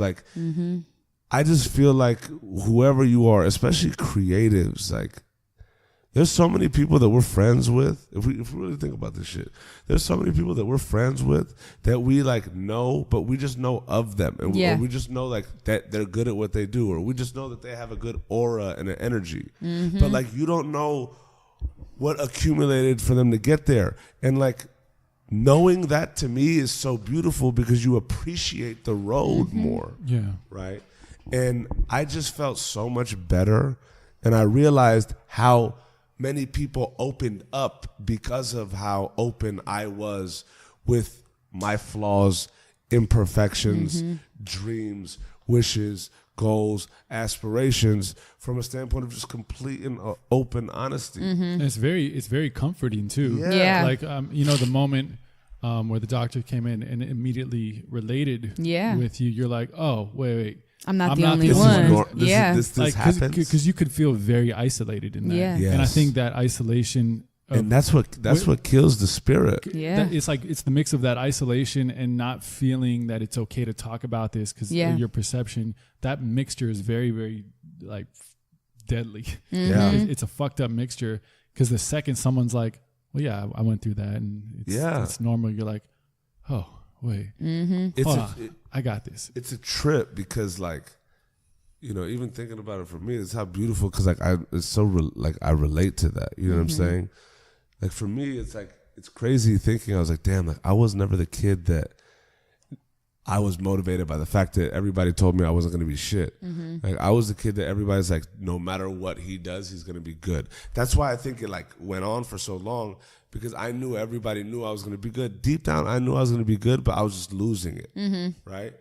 And just being able to openly speak about what we're scared about exposing is actually the most beautiful thing that could ever happen. Yeah, and everyone can relate to it. But everybody. But that's our truth. You know what I mean? That's our spirit. It's and that's our journey. And it's so unfortunate that we don't really know how to. Just, we're all so afraid of our own power. And I think you start to get to a space of I'm the shit. You really have to tell yourself that you're the shit. You know what I mean? Because that's not a bad thing. No. I think having confidence and walking in power and being conceited are two completely different things. Yes. And it's when I can look in the mirror and be you're the shit, Fee. You're the shit at what you do. But it took me a really long time to understand that. So now that it took me all that time, I'm for sure about to stare in this mirror and be you the shit, girl. The girl that was in the bathroom trying to kill herself, girl, you the shit. Because look at you now. You know what I mean? It's you go through so much to where you're let me be nicer to myself. Yes. You know? Because our thoughts dictate. It's crazy. Yeah, you got to be careful. And oftentimes along the journey, you lose yourself. Yes. And that's a very strange thing that happens. You're so busy chasing the quote unquote dream or the opportunity or, the money or the career and that you actually lose yourself in the moment. And you don't even have time to sink your teeth into where you are now. And you feel so separated about that because you're in your mind, you're living for what could be or what should be versus what is really happening right now. And I think one thing for this podcast is like, showing that light, showing that now, and what the journey is really like, and there is no end point. It's about becoming at the end of the day. Yeah. If you know that like nothing's permanent and it's about just growth, then that changes the scale of expectation. I feel like, absolutely. You know what I mean? Yeah. Like I feel, and especially in LA, and especially in the fields of entertainment and media, it's a very cutthroat world from the standpoint of perception and expectation and what does this look like, right? And the beauty is that we're all human beings, right? You know what I'm saying? Like Felicia, the artist, the blogger, the influencer, right? The girl boss, right? Is different than the Felicia La Tour, the human being. Absolutely. The sensitive girl that has lived a life, the sensitive girl that had a single mother that she looked up to, that was a strong woman, that has a child now, that's in a relationship, that goes through life, right? That wakes up, feels gorgeous one day, that the other days wakes up and says, why am I this way? But then that we appreciate, right? So like, it's crazy how expectation really dictates, but like, the more in tune we can become, that's why I'm really a big fan of Eastern religions, because like, the more in tune we are with self, and the more we're able to just like strip out all the bullshit, layers, right? Right. Put the layers back. You realize the beauty and the purity of the quest to understand oneself. You know what I'm saying? Like, I just feel like with us and like developing as human beings, it's like the answers are in the questions. There's no real answer. But the answer is, are you willing to search for it? You know what I'm saying? Yeah. Absolutely. And to that, let's just like, that's a beautiful scenario into now you're building your business. Your daughter is the most gorgeous Thanks. little bunch of life. And you incorporate your daughter and your family into a lot of things that you do. Yeah. And I think it's incredible, the relationship that you have with Gavin, and just like everybody in our circle, that like everybody's just so creative and collaborative. Yeah.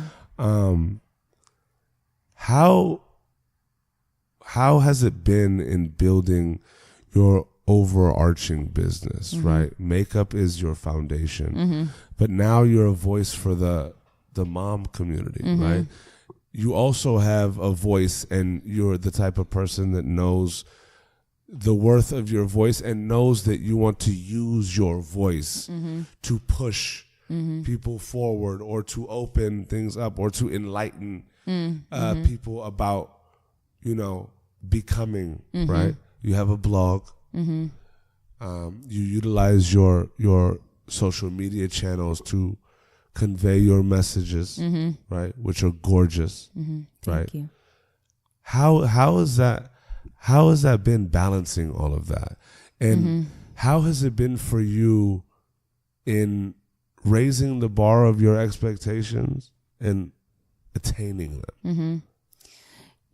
I think the main thing was, I saw how much preschool is, and I was like, oh no.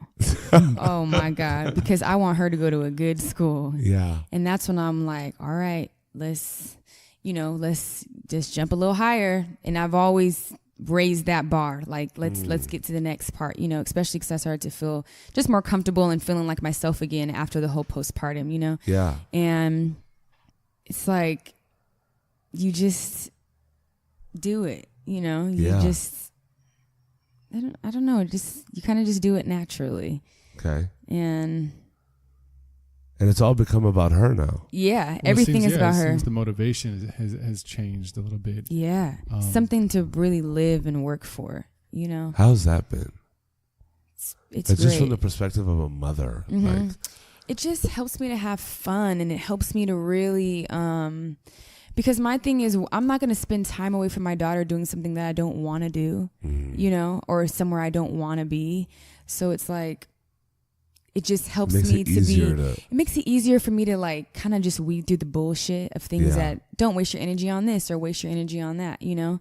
So that helps me stay balanced. I think it's difficult to say the word balance with a 2-year-old because every day she's changing. Like, last week and this week she's potty training, so my schedule, there's a shift in my schedule, you know, because I have to make sure I'm alert and I'm aware.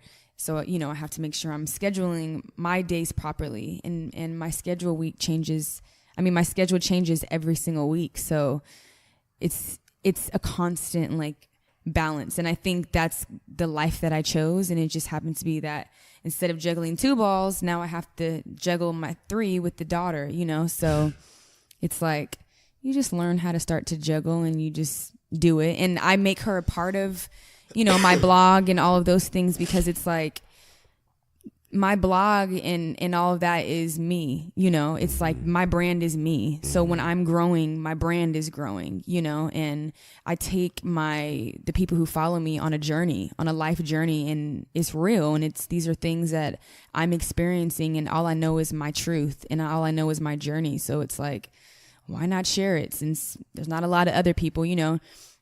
I like to put myself in a category of almost like an Oprah Ayanla type of vibe, because they're just like these 2 strong women that are like just being such an influence for a large mass amount of women that are so many different races, and really help wake up their inner magic, you know. I just posted a video on that. It's so interesting. So that keeps me inspired when I get emails of a bunch of moms that are like, I've been going through postpartum and I'm so glad that you said something because I didn't know. And people send me emails like, I wanted to commit suicide. Like literally everything that I always put out, somebody always lets me know, like, you're helping me. So I'm like, oh, I have to keep going. Like, absolutely. Even though there's times where I'm like, oh, I don't know if I should share that. But when I feel like that, I'm like, I feel like I should really share that, because that's probably something that somebody really needs, you know? And a lot of people will say like, you help me not commit suicide. Like, it's crazy. How wild of a feeling is that? I just snapshot like the messages and I send them to my little sister, and I'm like, look, it's working, because we always share dreams, you know, and our thing is like, we love to help people. So when I'm able to me, it's so cool. I'm like, it's not somebody being like, oh, your makeup is pretty, but it's like, oh, you saved my life. And I'm like, that's fucking tight. Right. You know, that's tight. And especially me being so vulnerable for someone to say that and give such a compliment. Absolutely. I'm like, all right, me being vulnerable is helping lives, like literally saving souls, you know? Like, it's a big deal. Like, and that just shows the power of you. It's crazy. It's really crazy. And for you, what does it mean to be a strong woman? I think to be a strong woman is being aware of yourself and having a certain level of consciousness to where you respect yourself, you love yourself, and you kind of just learn to start operating from a space of love. But to be a strong woman, also, you make mistakes, and sometimes you're in a bitchy mood, and sometimes, you know, you're still a human being, but just to know your power and to stand with integrity, you know? It's like, women, we're so strong and we give our power away a lot to men, and I think a lot of that is painted by society, unfortunately. Yeah. And it's like, of course, you know, it's a collaborative effort making a child, but I'm like, but the woman is the one that's carrying it for 9 months. Yeah. You know, and the woman's the one that spits it out. And the woman is usually the one that's there with the child and teaching it certain things the most. And I'm like, when I look at some women, I'm like, you got to understand your power. Like, absolutely, we're running shit, but society has just changed, like, just really fucked with our minds to make you feel like we're not, so people don't know how to tap into it because there's not enough leaders, you know. And I recognize that in myself, and it's like, my audience is from like 18 to 28. And I'm like, that's a pretty big audience, you know, that's coming out of high school and going into like almost 30. And all these people are listening, and they all just want the same thing, just to understand and accept themselves and love themselves and to walk with power. We all want the same shit. Like, we all want the same thing, you know? Yeah, it's crazy when you mention, what society, does in giving your power away from a woman, giving your power away to men, and the gender issues that we experience, in this country and across the world too. Yeah. But it's what's always been crazy is like, when you think of a strong woman, unfortunately, like the first word that can pop up is like a bitch. Yeah. Right? Yeah. Like, yeah. She has to be tough. She has to be mean. She has to be this bitch that, in order for that woman to succeed, or be quote unquote strong, she gets associated with that, which, it's awesome to hear you not speak from that standpoint at all and shed light on what it really means to be a strong woman and influential, and know yourself and respect yourself and walk with integrity. And not. There's such a strength and awareness. You know what? I'm really glad that you guys just brought that up, because within my field and my position, the music industry is usually like a male dominant thing. So. It's very much male dominant. Yeah. And my personality is I'm extremely friendly, and sometimes people can take that the wrong way. Yeah. And it's like, but I'm never disrespected. Men still know their place, but I don't have to be a bitch.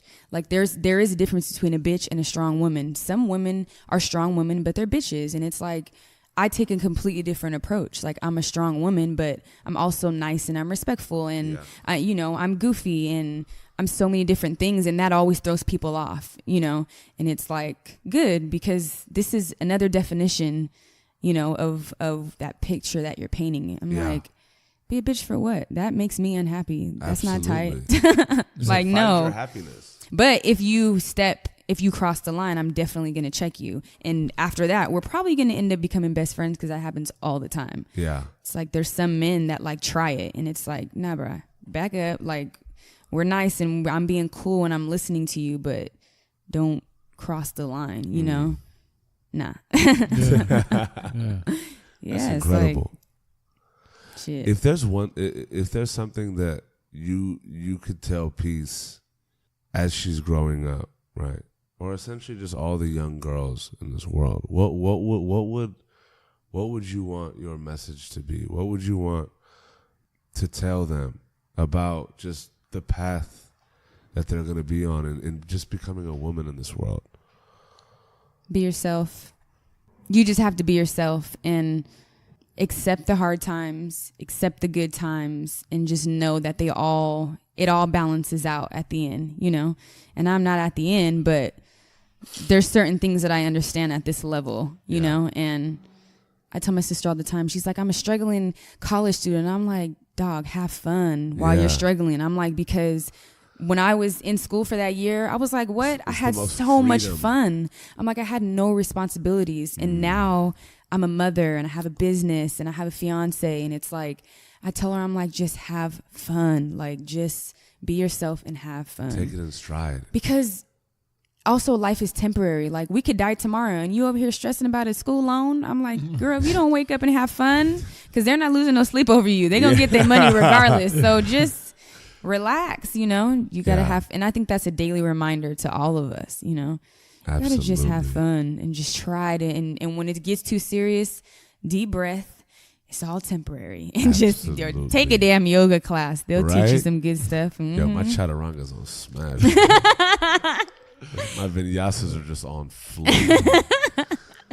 That's fun when you can just be flowing through the class. Hell and you feel like it's like music. It's crazy because I'm like a husky motherfucker, but like I'm flexible. You know what I mean? So interesting. What an interesting view. I painted a funny picture. My downward dog is on like just like level 10. I'm done. Felicia, it's been absolutely incredible talking with you, and like, to be honest, like, this is such a beautiful episode to me because, behind every smile there's a story, right? And you have an absolutely gorgeous smile, and your energy is the most pure and brilliant that I've come across.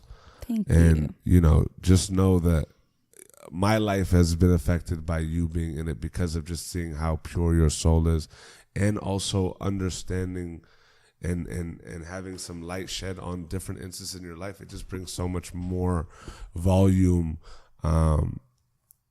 and shimmer, if you will, to who you are as a person. And thank you so much for taking the time and coming and talking with us.